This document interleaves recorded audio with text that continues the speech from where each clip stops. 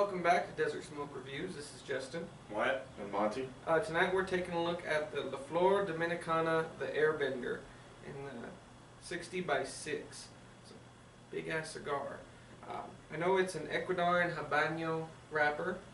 I believe the Nicaraguan, or no, Dominican filler and Dominican binder. Looks like a beautiful stick, just really, really big.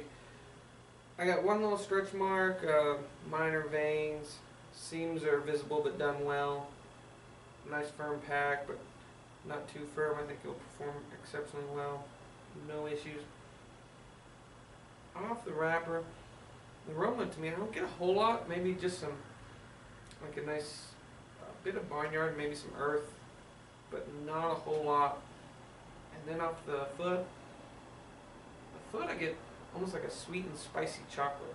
It's very, very nice, very odd. Wyatt? Yeah, this is a, to quote Justin, big ass cigar. And usually I don't care for 60 by 6 sizes, but I love LFD cigars, so hopefully this will be really, really good.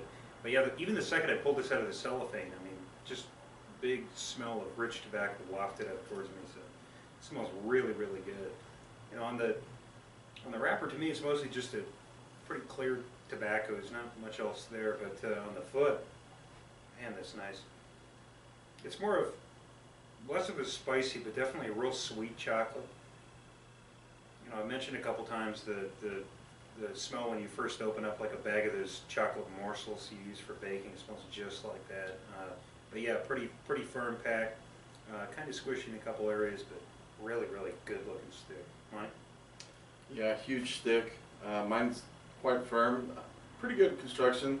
There is two really pronounced veins, but no real issues. Nice wrapper, very pretty band. The foot on this thing, to me, is just super sweet, almost like a molasses or a deep honey aroma. Yeah, super sweet to me. Not much on the wrapper, and then for once, not much on the head after cutting it. Usually, you get a really vibrant aroma, but not much there. So, big cigar. Looking forward to it. Let's get it cut up, lit up, see how it goes.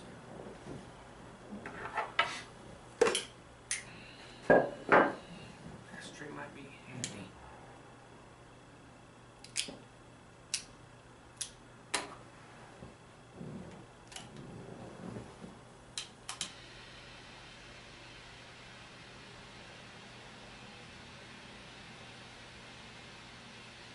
I think they require a torch.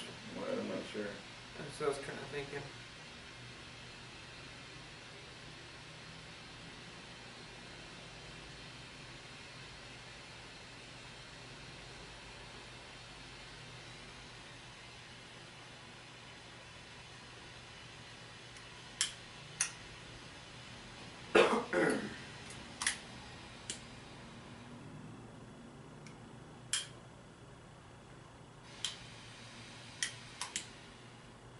Solder with this thing. I think I've got mine pretty well lit. Yeah. And no pepper or anything, but just a really nice, rich, deep tobacco. Very smooth, even in the Very, retro very house. smooth, yeah. Yeah, I'm glad to see there's no pepper. I was concerned that this might be a real pepper bomb, for lack of a better term, but very nice so far. The retro hell gives me like a sweet sensation, actually. Yeah. It's very earthy to me. There's a little bit of chocolate there. For the most part for me, it's just a real sweet, rich tobacco. I believe this cigar is named after that movie or the cartoon, right? Oh, I have no idea. I hope not. I thought it was. Terrible movie. Terrible movie, great cartoon series.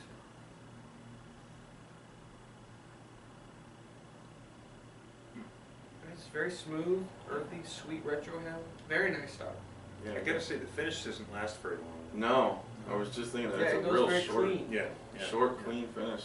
That's probably gonna change with the size of the cigar, but yeah, the first couple puffs, not much of a finish. Yeah, let's see.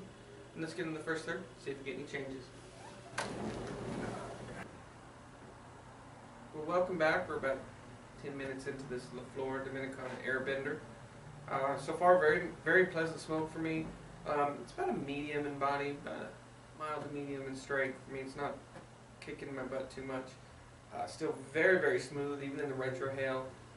The flavors are still, for me, kind of like an earthiness with a nice rich tobacco.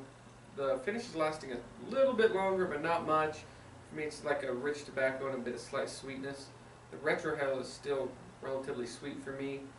My one complaint is it's gone very spongy for me, and I'm afraid it might have been that the cigar was over humidified. But still performing well. Had one burn touch up, but other than that, it's performing really well. What?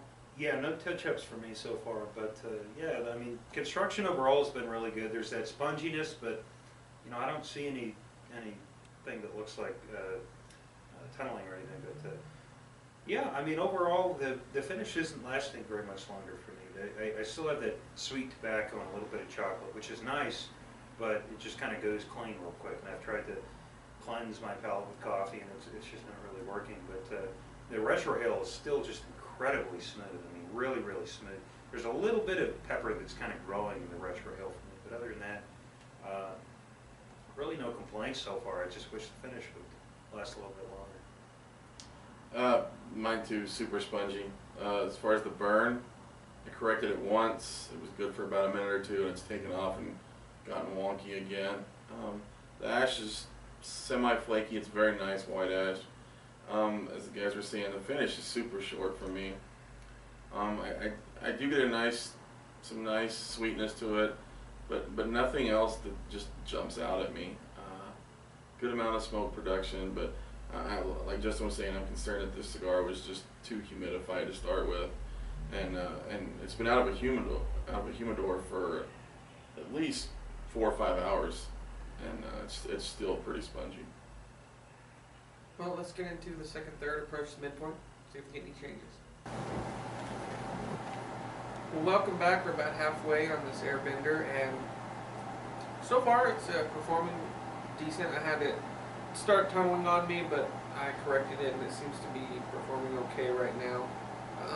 Burn's not razor sharp, but only had 1 or 2 touch-ups. Draw's good.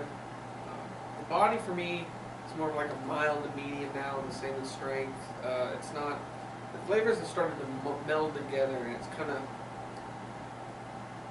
not a one note, but it's kind of like a sweet earth. It's from draw to finish, and the finish is still relatively short. It's just kind of a slight sweet earth. It's not really, you know, no other standout flavors. I can't pick any other flavors out. It's just kind of melded. And that's why I said it dropped down to like a mild to medium, but performing very well. It is super smooth. I really appreciate that. The retro hail is still relatively sweet, and it's really smooth. I am enjoying it. Just, you know, I was hoping for a little more.